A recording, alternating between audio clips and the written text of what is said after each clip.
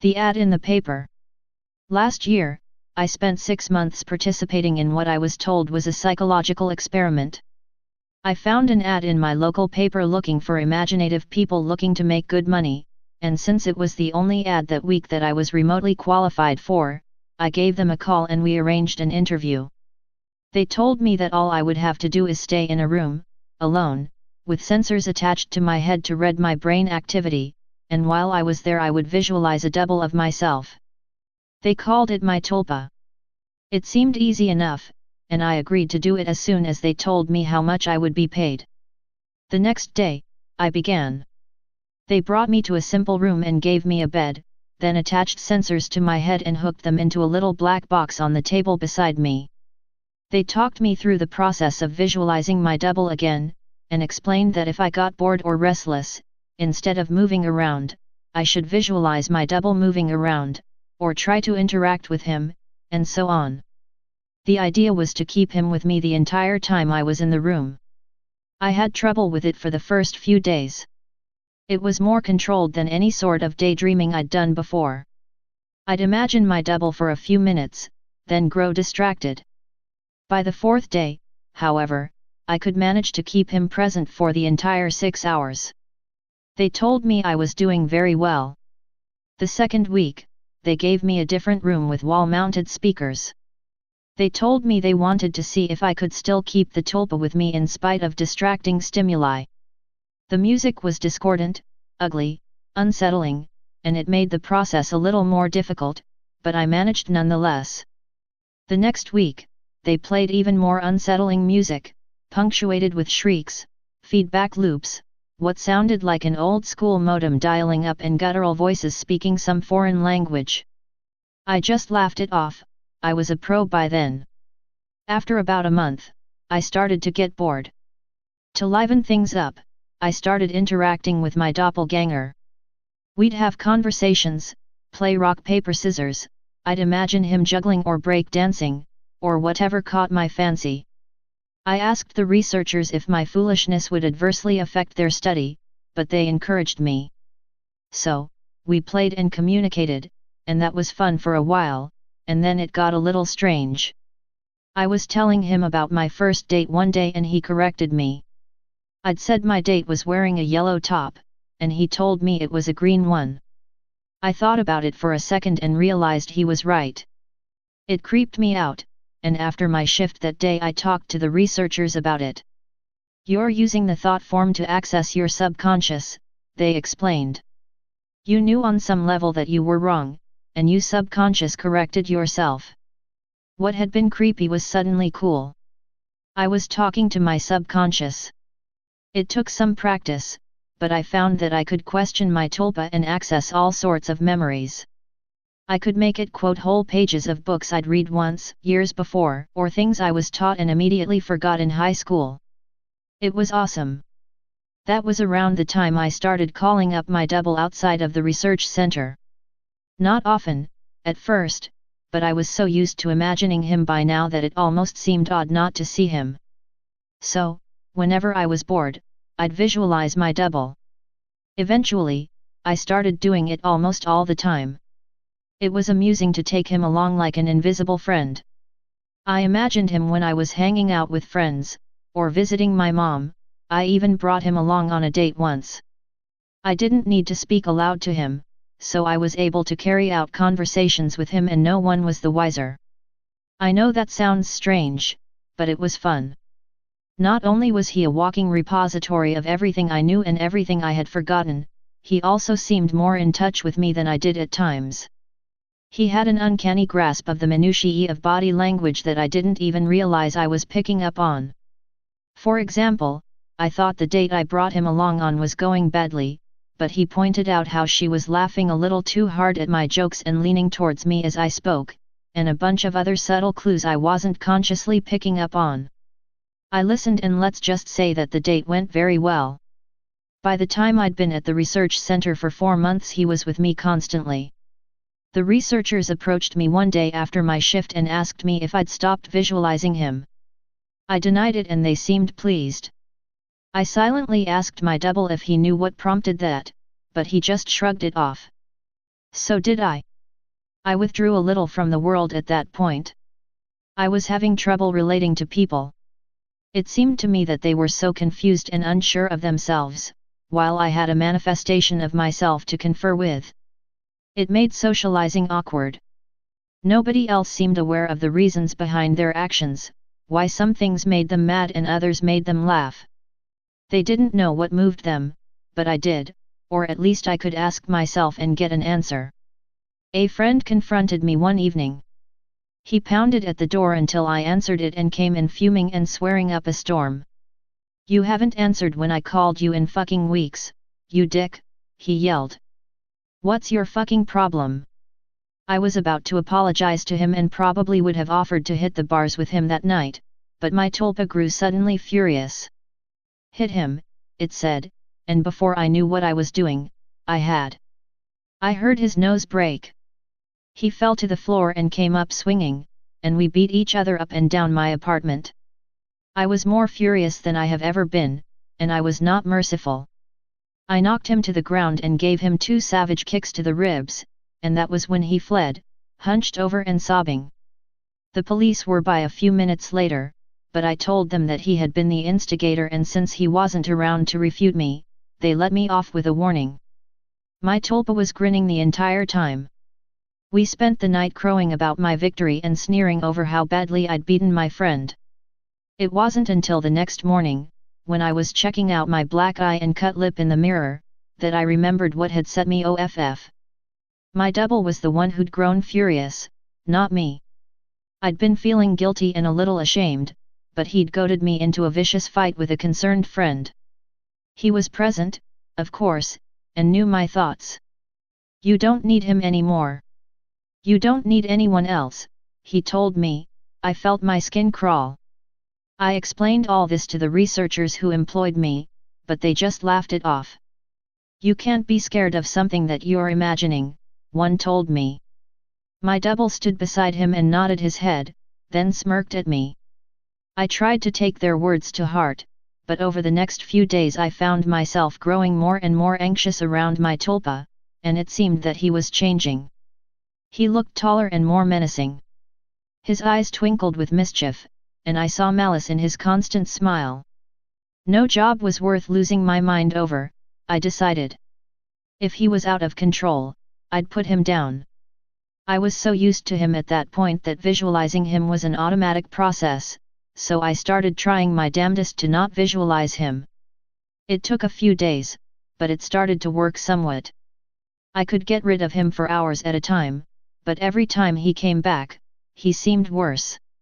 His skin seemed ashen, his teeth more pointed. He hissed and gibbered and threatened and swore. The discordant music I'd been listening to for months seemed to accompany him everywhere. Even when I was at home, I'd relax and slip up, no longer concentrating on no seeing him, and there he'd be, and that howling noise with him. I was still visiting the research center and spending my next 6 hours there.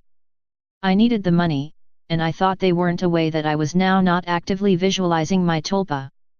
I was wrong. After my shift one day, about 5.5 months in, 2 impressive men grabbed me and restrained me, and someone in a lab coat jabbed a hypodermic needle into me. I woke up from my stupor back in the room, strapped into the bed, music blaring, with my doppelganger standing over me, cackling. He hardly looked human anymore. His features were twisted. His eyes were sunken in their sockets and filmed over like a corpse's. He was much taller than me, but hunched over. His hands were twisted, and his fingernails were like talons. He was, in short, fucking terrifying. I tried to will him away, but I couldn't seem to concentrate. He giggled and tapped the 4 in my arm. I thrashed in my restraints as best I could, but could hardly move at all. "They're pumping you full of the good shit, I think. How's the mind?" All fuzzy. He leaned closer and closer as he spoke. I gagged, his breath smelled like spoiled meat. I tried to focus, but I couldn't banish him. The next few weeks were terrible. Every so often, someone in a doctor's coat would come in and inject me with something or force-feed me a pill. They kept me dizzy and unfocused, and sometimes left me hallucinating or delusional. My thought form was still present, constantly mocking. He interacted with, or perhaps caused, my delusions. I hallucinated that my mother was there, scolding me, and then he cut her throat and her blood showered me. It was so real that I could taste it. The doctors never spoke to me. I begged at times, screamed, hurled invectives, demanded answers. They never spoke to me. They may have talked to my tulpa, my personal monster. I'm not sure. I was so doped and confused that it may have just been more delusion, but I remember them talking with him. I grew convinced that he was the real one and that I was the thought form. He encouraged that line of thought at times, but mocked me at others. Another thing that I pray was a delusion: he could touch me. More than that, he could hurt me. He'd poke and prod at me if he felt I wasn't paying enough attention to him. Once, he grabbed my testicles and squeezed until I told him I loved him. Another time, he slashed my forearm with one of his talons. I still have a scar. Most days I can convince myself that I injured myself, and just hallucinated that he was responsible. Most days. Then, one day, while he was telling me a story about how he was going to gut everyone I loved, starting with my sister, he paused. A querulous look crossed his face, and he reached out and touched my head. Like mother used to when I was feverish. He stayed still for a long moment and then smiled. All thoughts are creative, he told me, then he walked out the door. 3 hours later, I was given an injection and passed out. I awoke unrestrained. Shaking, I made my way to the door and found it unlocked. I walked out into the empty hallway and then ran. I stumbled more than once, but I made it down the stairs and out into the lot behind the building. There, I collapsed, weeping like a child. I knew I had to keep moving, but I couldn't manage it. I got home eventually, I don't remember how. I locked the door and shoved a dresser against it, took a long shower, and slept for a day and a half. Nobody came for me in the night, and nobody came the next day or the one after that. Twas over. I'd spent a week locked in that room, but it had felt like a century. I'd withdrawn so much from my life beforehand that nobody had even known I was missing. The police didn't find anything. The research center was empty when they searched it. The paper trail fell apart. The names I'd given them were aliases. Even the money I'd received was apparently untraceable. I recovered as much as one can. I don't leave the house much, and I have panic attacks when I do. I cry a lot. I don't sleep much, and my nightmares are terrible. It's over, I tell myself. I survived. I used the concentration those bastards taught me to convince myself. It works, sometimes. Not today, though. 3 days ago, I got a phone call from my mother. There's been a tragedy. My sister's the latest victim in a spree of killings, the police say. The perpetrator mugs his victims, then guts them. The funeral was this afternoon. It was as lovely a service as a funeral can be, I suppose. I was a little distracted, though. All I could hear was music coming from somewhere distant. It was discordant, unsettling stuff that sounds like feedback, shrieking, and a modem dialing up. I hear it still a little louder now. Stay paranoid, my friends.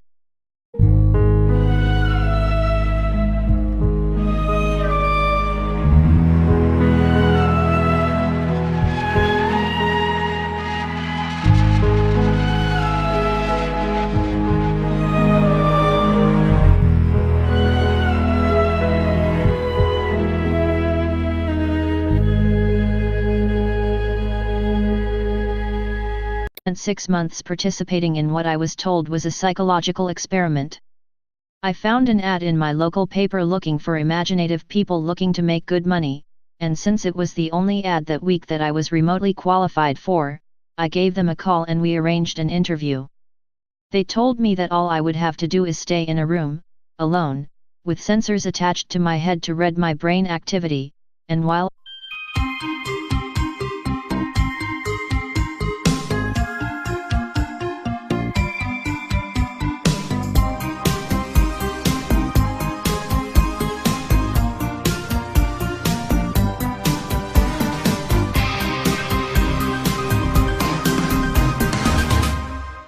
the ad in the paper. Last year, I spent and grow distracted. By the fourth day, however, I could manage to keep him present for the entire 6 hours. They told me I was doing very well. The second week, they gave me a different room with wall-mounted speakers. They told me they wanted to see if I could still keep the tulpa with me in spite of distracting stimuli. The music was discordant, ugly, unsettling, and explained that if I got bored or restless, instead of moving around, I should visualize my double moving around, or try to interact with him, and so on. The idea was to keep him with me the entire time I was in the room. I had trouble with it for the first few days. It was more controlled than any sort of daydreaming I'd done before. I'd imagine my double for a few minutes. While I was there I would visualize a double of myself. They called it my tulpa. It seemed easy enough, and I agreed to do it as soon as they told me how much I would be paid. The next day, I began. They brought me to a simple room and gave me a bed, then attached sensors to my head and hooked them into a little black box on the table beside me. They talked me through the process of visualizing my double again.